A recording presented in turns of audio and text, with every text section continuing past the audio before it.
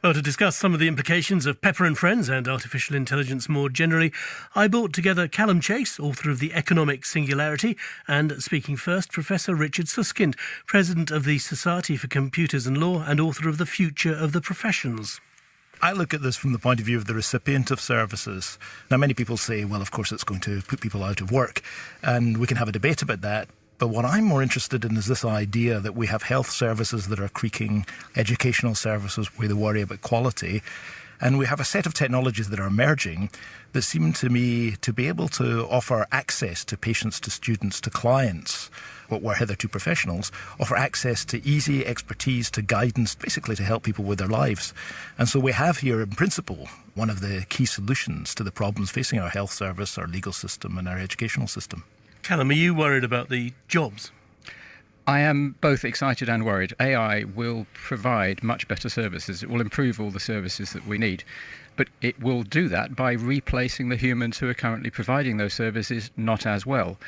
And so in the future, we need to figure out how to make sure those humans carry on receiving an income. And that is a big challenge. I think we have to be clear about timescales here. I often say that for us, the 2020s are going to be a decade not of unemployment, but of redeployment. And by that I mean we're going to see many professionals, and I'm focusing here on doctors, lawyers, accountants and so forth, retraining to be involved not so much with competing with systems, but actually with building these systems. And so we'll have a whole industry, and indeed a great deal of employment in the 2020s, devoted to human beings designing and building, engineering their knowledge into these systems.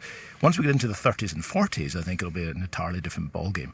Callum, in every other industrial revolution or change in technology, whether it was the Great Industrial Revolution or the mechanisation in factories in the 30s, people have predicted that there'll be mass unemployment, and yet there have been new jobs created. Won't that just simply happen again? I don't think so. And it is entirely true that previous rounds of automation have not caused lasting unemployment. The question is it different this time? And I think it is, because past rounds of automation have by and large been mechanisation. Machines have replaced our muscle power. Now, that wasn't very good for the horse, because the horse had nothing to offer except for its muscle power. What's coming is a wave of cognitive automation, where machines do the jobs that we currently do with our minds. And when they take those jobs, it's not at all clear what we have left to offer. I partly agree with Richard that the 2020s isn't going to be the time when we have massive waves of unemployment, although I think there's some areas where we are going to see it. And for instance, professional drivers, I think, are largely going to be rendered unemployed by self-driving vehicles. That's about 1 million people in the UK, about 5 million people in the US. It's not at all clear what other jobs they can do. I suppose, as ever, who owns and controls the systems that are doing these things really matters. This is a vital question. If you think of income coming from two sources today, from the labour of people on the one hand and from capital on the other, if you consider that to be a pie, what we're finding is that the labour slice is going to get smaller. Now, in principle, one can see some very attractive and interesting ideas about the capital, by which we mean the intellectual capital, the systems and the data.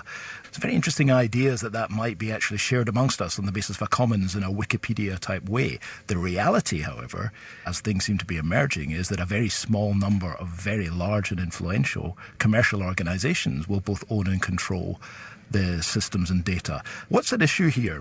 And you can see emerging in this discussion, it's not some changes at the periphery of our society. We're seeing some fundamental challenges to the way we organise ourselves, to the way they live, with the way we work. And this needs deep policy thinking as well as political activity. And Callum, we've heard from Sheffield about the attraction of the basic income. Do you think that's one solution? Well, I think it might be a partial solution, but the thing about basic income is fantastically expensive, and secondly, it's not enough. If you've been used to earning, £40,000 as a high-end professional driver, you're not going to be at all happy to be told that in future you're going to be living forever on £10,000 a year. So UBI is only part of the solution. Richard, are we getting somewhat carried away? I mean, are there some things that only humans will ever be able to do? If you think about the basic human capacities that we have, our ability to think and reason and solve problems, we call that cognitive, that's one. Our ability to move things around, to lift our manual capabilities, that's a second. If you think thirdly about our emotional capabilities to recognise and express emotions. And a fourth is our moral capacity, our ability to recognise what's right and wrong and also to take responsibility. it seems fairly clear that AI is impinging on the cognitive capability, robotics on the manual capability, the area of affective computing, that's machines that can both express and detect emotions, that's moving fairly rapidly into the emotional dimensional, which may leave us to this question of our moral capacity. Do we believe machines can recognise what's right or wrong? But the bigger question is, do we want our machines to take responsibility in the ways that we as human beings do? Are we comfortable with the idea, for example, of a machine deciding to switch off a life support system and doing so? Probably not. And so there's certainly a moral dimension that for many years yet we'll want to reserve for human beings. But this raises a fundamental question of the moral limits of machines.